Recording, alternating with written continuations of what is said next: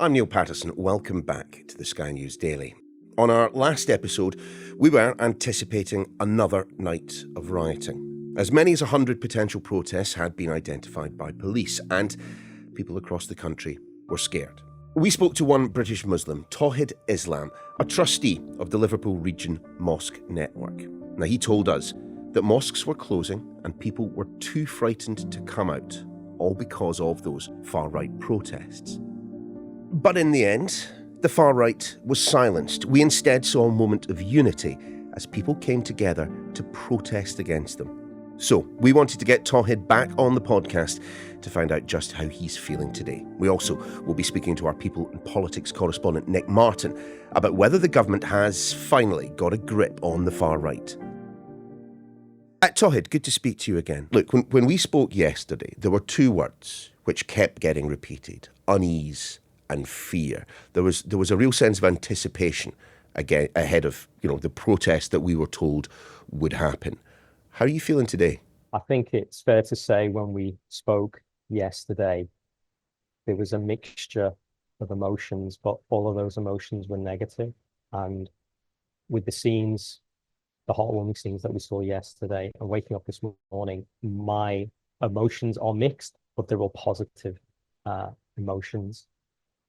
I think the anti-racist protesters, those incredible members of across all communities who came together in solidarity to unite and to demonstrate that this is the true face of communities. We're one community and we will not be divided. We will not allow the seeds of division and hate to manifest themselves across our communities. The scenes were that of drums beating, people talking, people holding up anti-racist banners. There were children amongst the crowd as well. So it was a real show to both Liverpool and the rest of the country that this is what community actually looks like. And it was really needed. I feel a sense of relief. I feel a sense of confidence that we are not alone in this fight. We're all in this together. And we're here to show that community, when it has its back up against the wall, this is how we respond. Tawhid, just walk me through what you did yesterday evening. I spent it with my family and some neighbors as well, who are Muslim also, and we decided to watch it out in television because we were really unsure and unclear as to what was going to happen. So we erred on the side of caution, as I'm sure a lot of other Muslims and people from other communities did yesterday. But that show of support and strength was just absolutely incredible. And there was a lot of non-Muslims there, people of faith, people of no faith, I'm sure, who were just out there showing their support. And it was really heartwarming to see. And I probably wouldn't hesitate to go and join them next time because they've shown us the true face of how things are done here. And I think that's given everyone a good sense of confidence. When you saw the numbers taking to the streets, I mean, your jaw must have been on the floor. When you and I spoke yesterday, I don't think either of us anticipated seeing what we saw. My jaw did hit the floor. I was surprised, but surprised in a very positive way. It was just incredible to see the numbers, not just in Liverpool, but across the country. There was huge anti-racism demonstrations up and down, and the numbers were astronomical. And that show of support was, I don't think anyone could have imagined. I think there's a lot to be hopeful for and a lot to be grateful for from those scenes. But we have to also approach this with a slight air of caution as well, where I don't feel that we're out of the woods yet. I think there is still things that will be happening as a result of this show of solidarity, and we have to be mindful of that. And I think The police they were resourced extremely well yesterday. They were on the streets, they're out and about, and they were extremely visible. The messaging was very good. They were getting messaging across in the afternoon, which was really helpful and was very reassuring to all members of the community. And as long as that resourcing is right, coupled with the swift action in the courts, these people are being these agitators, they're being convicted, charges are being pressed against them, and the sentences are befitting of the crimes that they've committed. So all of this coupled together is really important step, but we can't ignore that there are issues. This is just the beginning, I think, and then once the dust settles, it's important conversations need to happen. And that dialogue needs to continue in a more meaningful way, and the platforms need to be stronger so more progress can be made on the back of this. A conversation that you and I discussed on the podcast yesterday, very personal conversation that you and your wife had with your kids, two young kids, as I remember, 8 and 5, I think I'm right in saying. That's right. Have you spoken to them in the aftermath of what you saw yesterday? Did they see any of what happened? I think they were very conscious of our jubilance at the scenes, and it's really important. That's really important messaging, because I feel the last week the household and the atmosphere has been very negative. So for there to be a very positive atmosphere in the household speaks leaps and bounds. They're out and about today. They've joined like a little club that they wanted to go to. We had the confidence to put them back in to that club and let them go and enjoy themselves, so they feel like life is coming back to normal. And I think that's what this has done. I think what yesterday's scenes last night has given the confidence that our children don't have to live in fear. The community has their back. All that matters is that we breathe the same air and that our hearts are the same color. And that is the only thing that matters. And we won't be divided by hate. And our children don't have to grow up in fear. But we must build on this and ensure, for our children's sake, that that we continue in this way. And there's more progress that needs to be made, and we must ensure that happens. It's at this point that we're going to bring in our People in Politics correspondent, Nick Martin.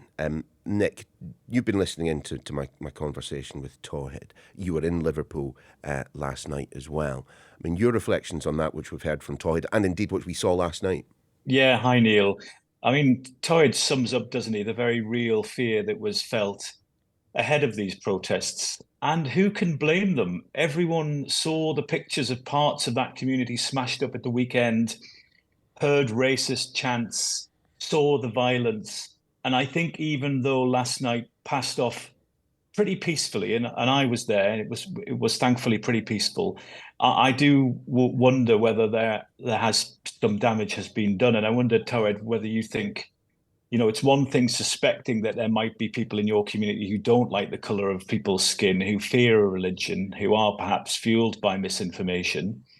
But it's something else to see it and hear it, isn't it? And I wonder whether that will have a long-term effect on the community. And I wonder what you think about the damage that might have been done this week. I think a huge amount of damage has been done. And there is no doubt, whilst yesterday was extremely welcome and it was well orchestrated, those issues around race and being comfortable in your communities, and just the thought that your neighbor could harbor racist views about you, people that you may have lived with your entire life, that won't go away from yesterday. It won't just eradicate like that. We haven't seen the last of the trouble. There will be further escalations, and just like we're quick to celebrate what happened, we can easily be on the opposite end of that in a couple of days. I hope that's not the case, but we need to be realistic about the current climate. So absolutely, that will still remain, and those wounds are still there, and it will take time, and it will take community effort, and it will take a lot more of people trying to get together and understand each other a lot more before those wounds can heal. Tawhid, it's at this point we will say thank you so much for your time, and thanks for being with us once again in the podcast. Niall, thank you. Thanks for having me back on. Welcome back. We've just been hearing from Tawhid there, clearly very relieved that the violence that was predicted didn't materialise, but still anxious that this is not an end to the unrest, that the community has wounds, literal and figurative, that are still to heal. Let's bring Nick Martin back in again, our people and politics correspondent. We just didn't know how it was going to go yesterday, Nick, did we? I've got to admit, Neil, I was worried yesterday. I mean, I've been covering riots for, 25 years, maybe. The last big riots we covered were, London in 2011, and we know how huge that was. So I turned up to Liverpool, thinking that anything can happen, and these are very unpredictable stories, and I really wasn't that chuffed to be there, I've got to be honest. I turned up there and saw the windows of the building boarded up, a former church. People were standing at the door, standing on the railings, gathering on the street, shouting, "Refugees are welcome here." There were church groups, locals, activists, unions, you name it, they were there. And the immediate thought I had was that there were a lot of people protecting this asylum centre. It was a remarkable defence of a place in a community which they clearly held close to their heart. And nobody there was going to let anybody, as far as I could tell, do anything, not even protest, not even riot, not even cause damage. And my mindset changed straight away, and I thought, there will be a brave lot to get through these guys to do even a protest here. Just explain exactly who these people were who had turned up in such numbers, because it seems almost like they came out of thin air. Yeah, well, they're a sort of many and varied group. You have local residents who are plugged into their community through small community groups. They then themselves are plugged into kind of church groups and organisations like the Asylum Centre. And then you've got some more organised places, people like unions. This was a classic gathering of left-leaning counter-protesters who had kind of rallied on social media in a very similar way to the far-right rally on social media. And it does seem to be working no matter what side you're on. One of the things about these protests is you can never be entirely certain as to who's going to turn up. And frankly, you do see people turning up from all walks of life, from all ends of the socio-economic spectrum. Tell me a little bit about Karen. Well, Karen was so very interesting. And I got to speak to Karen just a few hours before that counter-protest started. And I noticed her standing on the street. She was dressed in black. She was wearing a black cap. And I wandered up to her and had a little chat. And she lived in this area all her life, and she let me into a little secret. Back in the early 80s, 1981, big riots kicked off in Liverpool, in Toxteth. It was all about community upset with policing. And she decided to pick up a brick and be a rioter herself. And she was telling me all about her days as a rioter and why she was compelled to do it, why she felt the need to attack the police in a big, very, very famous riot. And I asked her whether she saw any comparison with the people who were rioting this week. And she was adamant that there was no comparison. She called these people mindless thugs, and she didn't believe that their cause was the same as the cause that she was fighting for back in the early 80s.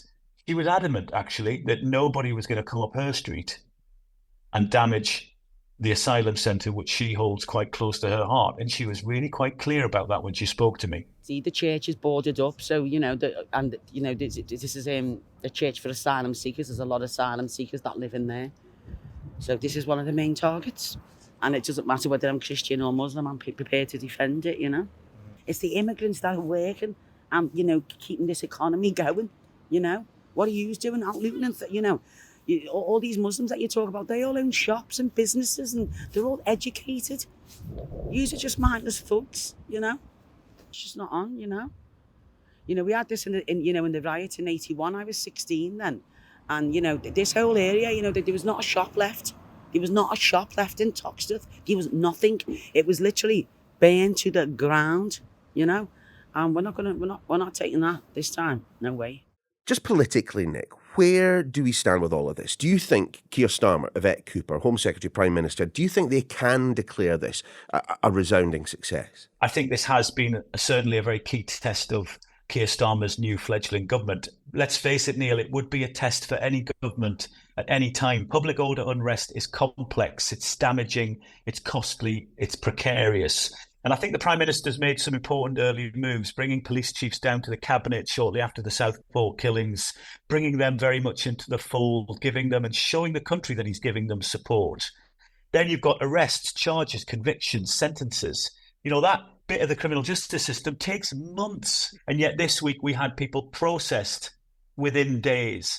A man sentenced for 3 years, for example, for punching a police officer. Absolutely critical that those key sort of poster boy people were sent down by the criminal justice system for what they did last week. And remember, Keir Starmer, when he was chief prosecutor back in 2011 after the London riots, he was critical in bringing in those 24-hour courts. And I think he's drawing on some of that experience now. But it's too early, I think, to say for sure that the government have this nailed down. The far right will always regroup. They are very organised. I am sceptical and cautious about anything too triumphant by these counter-protesters. The far right is a deep-seated movement. It's largely underground. It sometimes comes to the surface. They will be back. They just decided not to do it yesterday for whatever reason.